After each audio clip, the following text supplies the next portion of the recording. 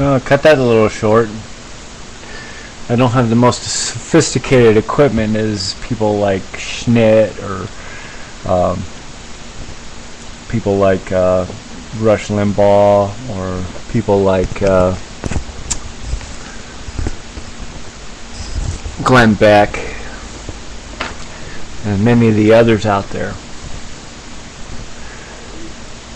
But I want to tell y'all something about what is really going on with Iran. See, in 1953, we tried to overthrow their democracy for a pro-US dictator because we could control him and keep control over the oil reserves that are in Iran. That's the reason why we did that. And the Iranians got pissed off about that. Whoa, who would have thunk? Who would have thunk it? That, you know, that the United States would go into a country after they had just finished off Korea and North Korea and all the bullshit that went on there, and we're still there to this day, since 1952, setting up this border patrol so that North Korea doesn't invade South Korea. Because South Korea is friendly and North Korea is not, because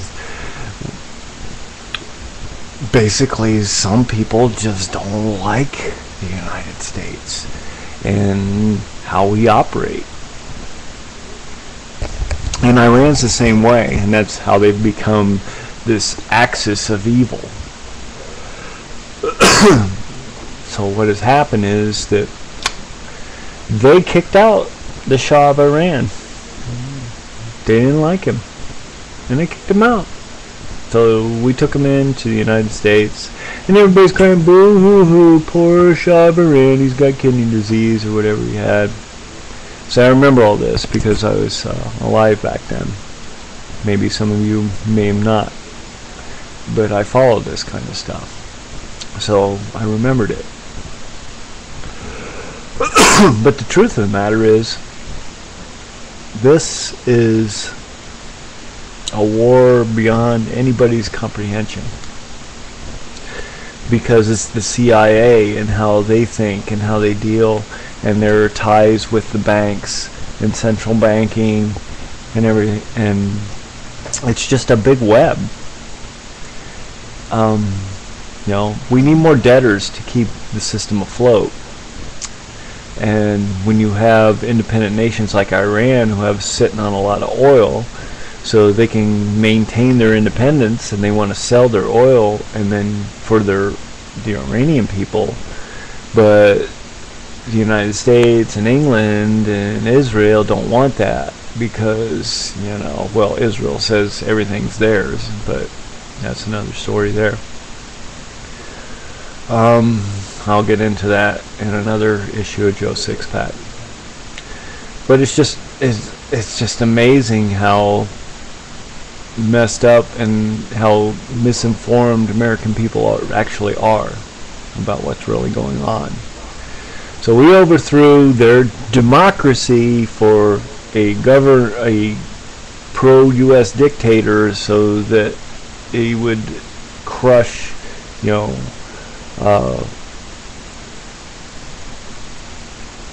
the populace, and then at the same time sell the oil to the United States and then be able to back the central banking system. You know, in my personal opinion, this all should be fractalized. And you know, if you look up the word fractal, I'm not going to go into deep detail, but that is the key to world peace, is fractalization. And because everything's a fractal, all living entities, all living things are fractalized. And once you start centralizing something instead of fractalizing something, you're going to get corruption, because you have a few people controlling massive amounts of power instead of a lot of people controlling a little bit amount of power. And that's what's happened in the United States. The Founding Fathers understood that. They fractalized the government to where they wanted a central government to protect us from the bad guys that came out, but at the same time they wanted to fractalize the governments down at the local and state levels, so that the people that actually knew what the hell was going on would be able to take care of the problems. And at the same time, if there was too much corruption, that the people could actually vote these people out. And that was the original intent of the founding fathers. Very much understood fractals and being able to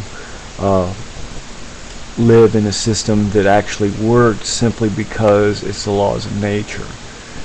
Chaos theory and fractalization are very much in line with the laws of nature. It's how trees grow, it's how mountain ranges are built, and that's how societies are built.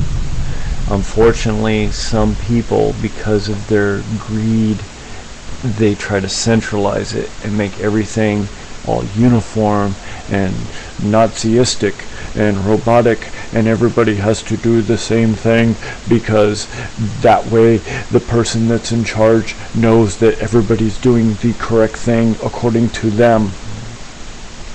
According to them. According to them. According to them. And that's what the central bank has essentially done. As long as everybody's cooperating according to them, then everything's hunky-dory. But is that freedom? Is that true democracy? I think not. So anyway, back to Iran.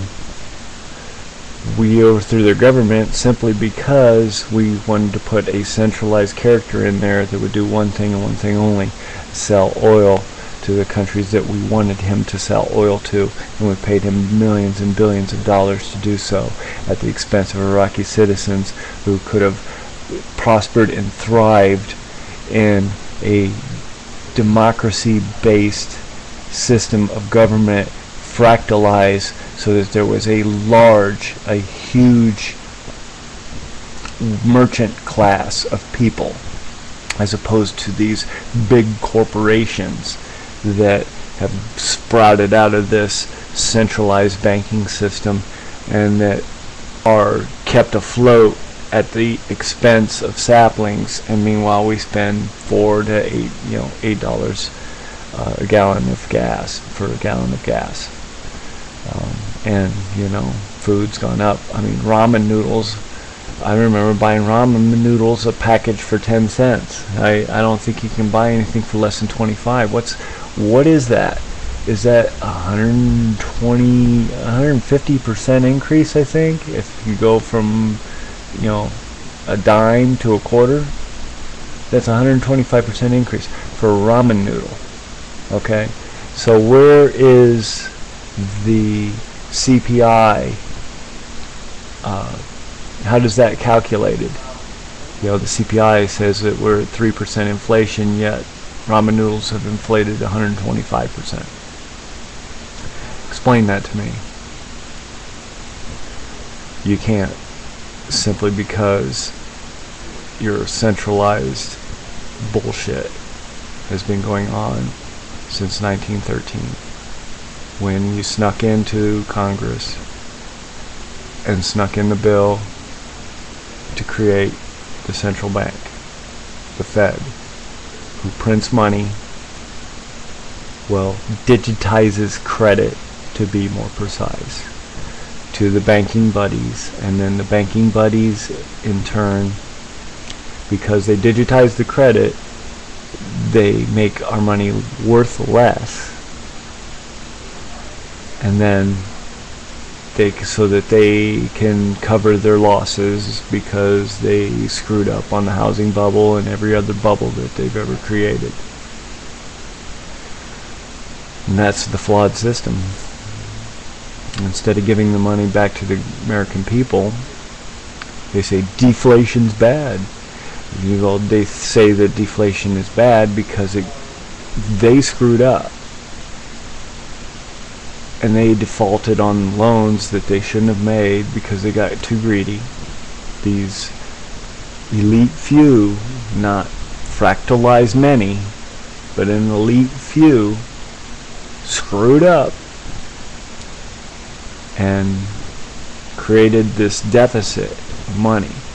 So instead of taking their losses and licking their wounds and walking away and going into bankruptcy, the Fed digitized credit. Basically, they just printed money out of thin air, or digitized credit, so that it doesn't give Uncle Benny a chance to run away, because that's what he did. He digitized credit, gave it back to the banks, Chase, Wells Fargo, Bank of America, and many others, too fierce to mention,